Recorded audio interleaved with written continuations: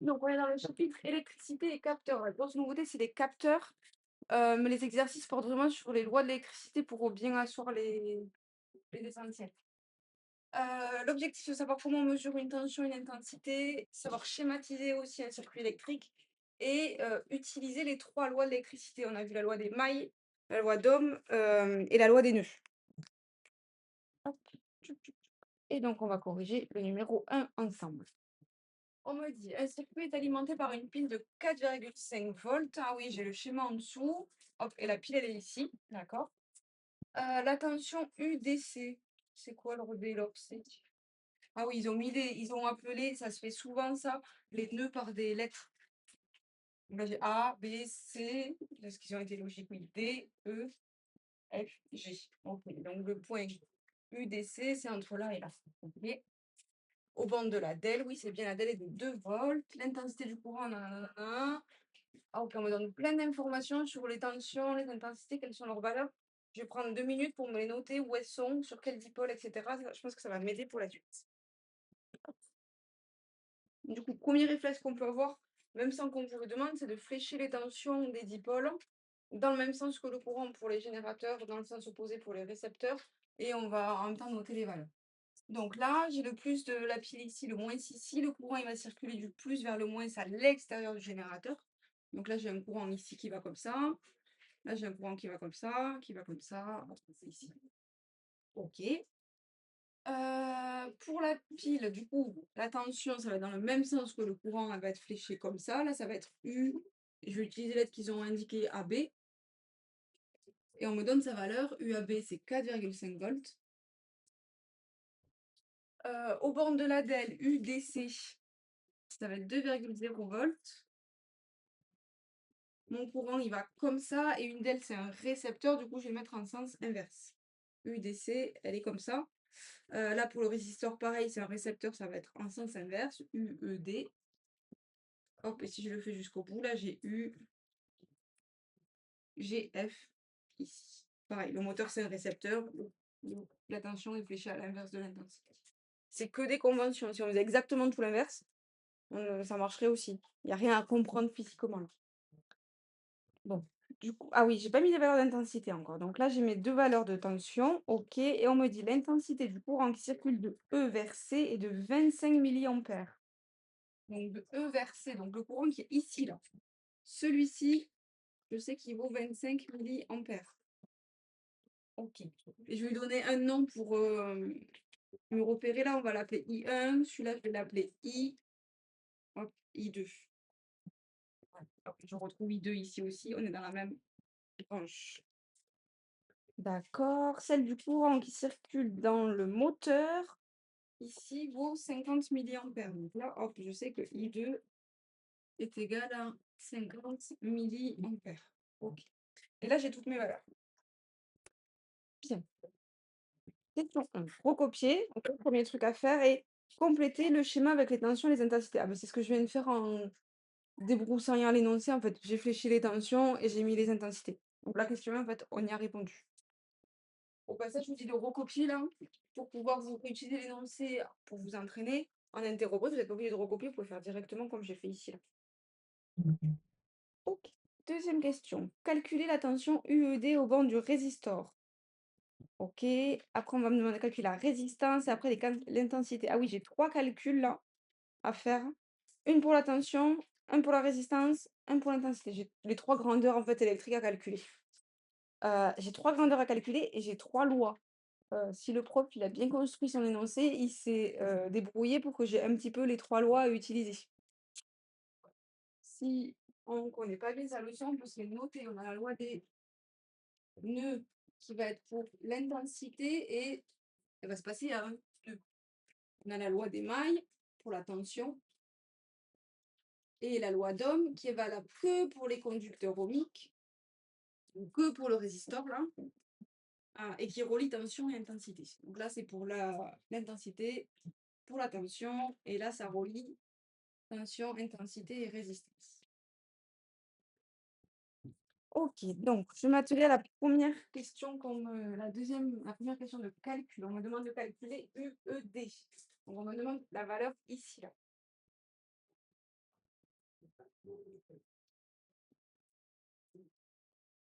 Ok. On demande une tension. Ça veut dire que la loi des nœuds, vu qu'elle porte sur l'intensité, je ne peux pas utiliser celle-là ici. Là, ça porte sur la tension, je peux. Là, il y a aussi la tension qui apparaît. Ok. Et c'est un résistor, donc la loi d'Ohm s'applique à lui. Sauf que ben, la tension, c'est ce que je veux. L'intensité, je la connais, ok. Mais j'ai aucune idée de quelle est la valeur de la résistance de ce résistor. Donc là, ça, je connais pas. Ça, je connais pas. C'est pas je ne peux pas utiliser celle-là pour l'instant.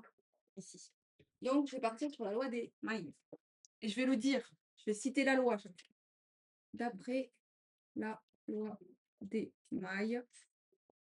Et pour que le correcteur sache dans quelle maille je le fais, je vais le dire laquelle. La maille A, B, C, E, celle qui contient le résistor.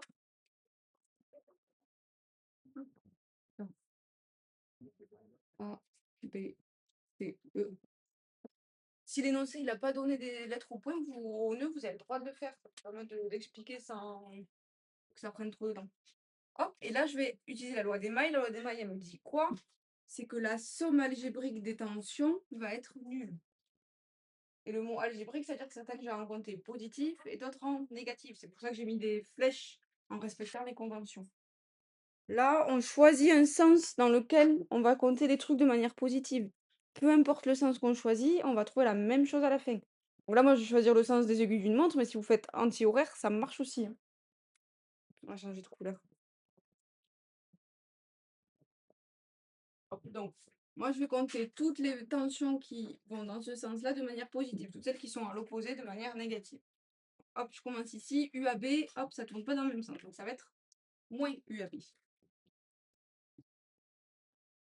Hop, ensuite j'ai UDC, c'est dans le même sens que ma boucle que j'ai choisie, donc je mets un plus. Là, pareil, c'est dans le même sens, je vais mettre un plus. Et je sais que cette somme-là, elle est égale à 0. Je cherche, moi, UED. Donc, j'ai UED toute seule à gauche du signe égal.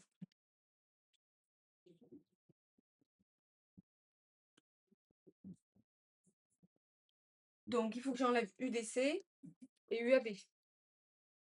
Pour enlever UAB, je vais faire plus UAB. Pour enlever UDC, je vais faire moins UDC. UDC moins UDC, ça fait 0. UAB plus, moins UAB plus UAB, ça fait 0. Pour ne pas changer l'égalité, par contre, je vais aussi faire exactement les mêmes opérations de l'autre côté. On se retrouve avec donc que UED égale à plus UAB moins UDC. Et ça, c'est mon expression littérale finale.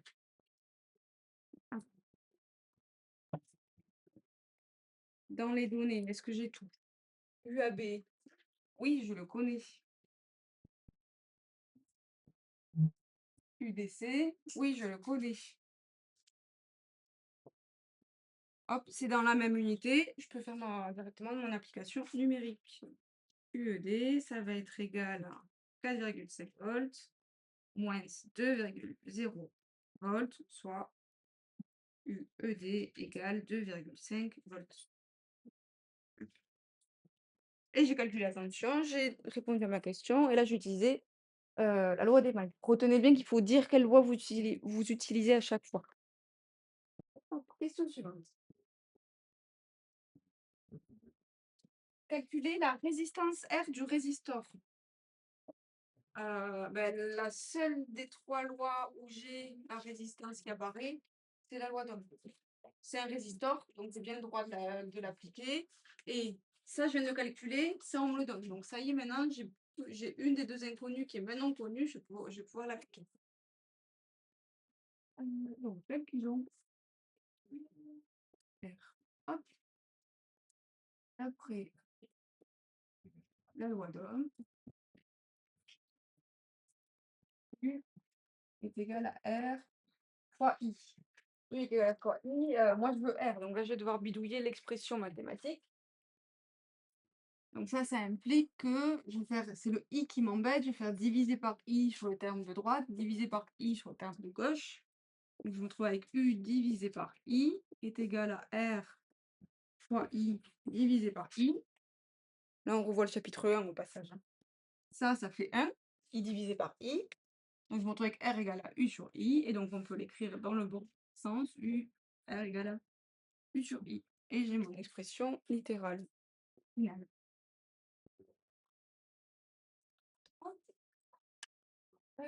J'ai pas utilisé les notations de l'énoncé là. U, ça va être UED.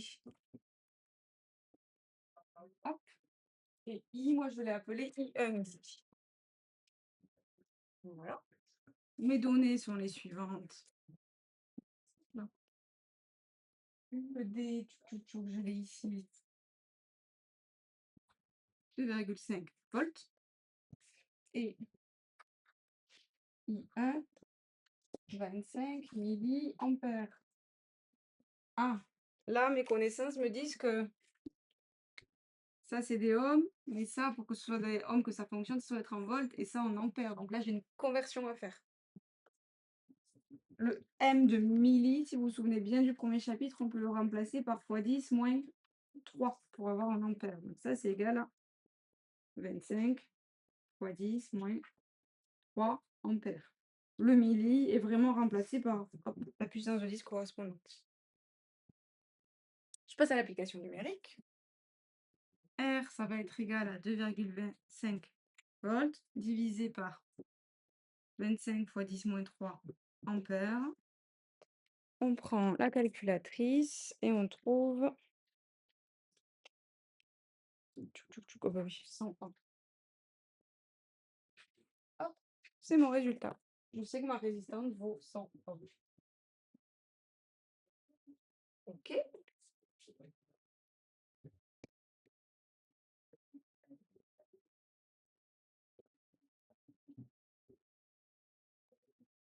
Bon, là j'ai utilisé celle-là. J'ai utilisé celle-là. Il y a celle-là que je n'ai pas encore utilisée. Il y a des chances que pour le dernier calcul, ce soit celle-là. J'ai quand même vérifié qu'on me demande bien de calculer l'intensité. Calculer l'intensité du courant qui traverse la pile. Donc, calculons l'intensité du courant qui traverse la pile. On l'a appelée I. Donc, calculons l'intensité I. Et du coup, on va utiliser la loi des nœuds. Et on a bien un circuit en dérivation, on a bien des nœuds, donc c'est possible. La loi des nœuds, elle nous dit que les intensités qui arrivent sur un nœud, leur somme est égale à celle des intensités qui en ressortent. Ma pile, elle est ici. Donc le premier nœud que je trouve, c'est le nœud E. Il faut que j'ai au moins 3 fils à un nœud, sinon c'est pas un nœud. J'en ai un aussi de l'autre côté. Donc je peux travailler soit avec le nœud E, soit avec le nœud C. Il n'y a pas l'un et l'autre fonctionnent, on va trouver le même résultat. Juste, il y a des situations où là, je connais toutes les valeurs, peu importe que je travaille à droite ou à gauche. Si jamais je ne connaissais pas l'intensité ici, je prendrais un nœud où j'ai qu'une inconnue. Mais peu importe le nœud dans lequel on travaille, du moment qu'il est relié à la pile. Donc, on va se mettre, d'après la loi des nœuds, on va dire au point E. On peut dire que je vais repérer celle qui entre. Celle qui entre au point E, il y a I. Celle qui en sort, il y a I2 et I1, les deux là. Donc en fait, I, ça va être égal à I1 plus I2. Qu'est-ce que je cherche? Je cherche I. Ah ben c'est bon, j'ai déjà tout dans le bon sens. Je liste les données. I1, 25 milliampères. I2, 50 milliampères. J'ai des milliampères, oui, mais c'est la même unité. J'ai une addition à faire. Donc, je peux directement additionner les milliampères entre eux. I, ça va être égal à 25 plus 50 milliampères, c'est-à-dire 75 milliampères. Et j'ai mon résultat final. J'ai le bon nombre de chiffres significatifs. On est bon. Ah, là d'ailleurs, j'ai pas le bon nombre de chiffres significatifs. J'en ai un de trop. Et il n'y en a que deux. Ah, il n'y en a que deux. Donc j'en garde deux ici. Hop. Là, c'est mieux. Et voilà. Et on a terminé.